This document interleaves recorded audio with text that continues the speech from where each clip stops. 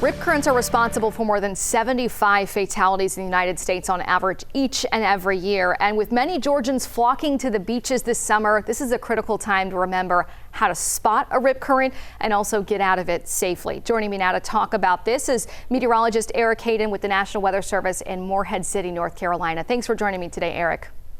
You're welcome. So first, what is a rip current and how do they form? Because a lot of people don't even know what they really are. Yeah, a rip current is a strong channelized current of water that flows from the shore to the ocean, and they don't pull you under, but they pull you out. And that's where people come into difficulty as they try to swim against the current, and even experienced swimmers can have trouble in a rip current. So are there certain weather conditions that make rip currents more of an occurrence, so to speak, than other days on the beach? There are, and this is one tricky thing. They can happen on cloudy days or sunny days, so often it may not be something you can spot like a thunderstorm or hear, but we have certain conditions. Persistent onshore flow or distant hurricanes can produce a higher risk for rip currents. In 2019, we lost more lives on the East Coast because of Hurricane Lorenzo, which was 2,000 miles away, than we did Dorian. So distant storms can produce those strong waves, and once they reach the coast, they can enhance that threat for rip currents. And talk to me a little bit more about that. Since we're getting into the start of hurricane season, there are some updates that the National Hurricane Center and NOAA and the National Weather Service are putting together to try to increase that awareness. Can you talk to us about what that forward-facing visibility of rip current, I don't want to call them warnings, but alerts will be?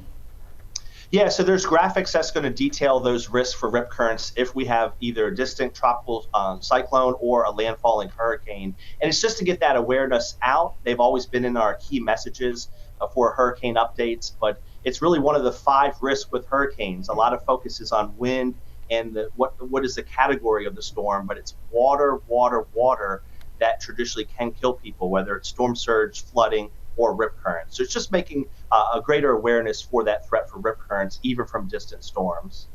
So on a sunny day, if somebody's heading to the beach, what are they needing to look out for to know if there's a greater risk of rip currents? How can you spot one in the water, or are there anything in those near the lifeguard stands or the beach flags that would let people know that, hey, this is something you need to watch out for? Even before we hit the beach, we want people to be aware of the forecast. So if they visit weather.gov/beach, they can get a rip current forecast. Certainly watching the local media. I know a lot of us in Georgia may visit the South Carolina beaches, down in the Gulf of Mexico, or along the Gulf itself. So checking that forecast before they reach the beach is very important. Once you arrive at the beach, knowing the flag system, many of our local beaches do fly flags. If there's a red flag, you really should stay out of the water.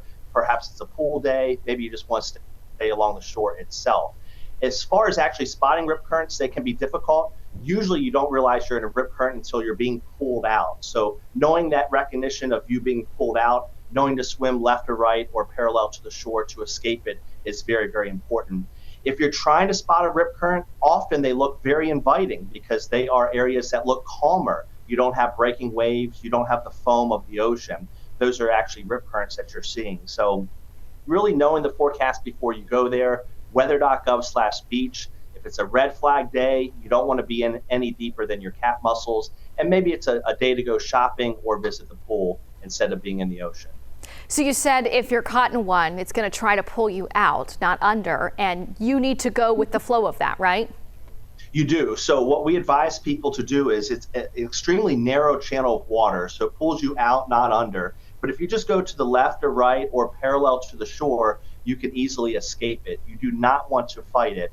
The other thing we want to emphasize is if you see somebody in the water, you want to go help them. But we lose a lot of bystanders that try to help each year. So instead of going in after them, you want to try to throw a life-saving device to them or just direct them left or right. And that's one reason we really want to emphasize, if you can, try to swim at a lifeguarded beach. You are statistically much, much safer if you swim at a lifeguarded beach each season. I heard it was 1 in 18 million your odds of dying if you're in front of a lifeguard there. So very good advice. Do you have any last words for beachgoers this summer, especially maybe parents of children who may not be the strongest of swimmers? Yeah, we have a local campaign in the Outer Banks, and I think they sum it up beautifully. Love the beach, respect the ocean. It's not a pool. It's a different area to be concerned with. Be cognizant of the forecast. It's nothing to be afraid of, but as long as you're following those forecasts, weather.gov/beach, you're respecting the flags. It's a red flag day. You shouldn't be in the water. You're still going to have a good time at the ocean, and knowing how to get out of it, swimming left or right, not trying to fight it, and you'll have a great beach day down at the ocean. All right, Erik Heden with the National Weather Service in Morehead City, North Carolina. Thank you so much for all this great advice, especially heading into hurricane season. Appreciate it. Really appreciate you having us.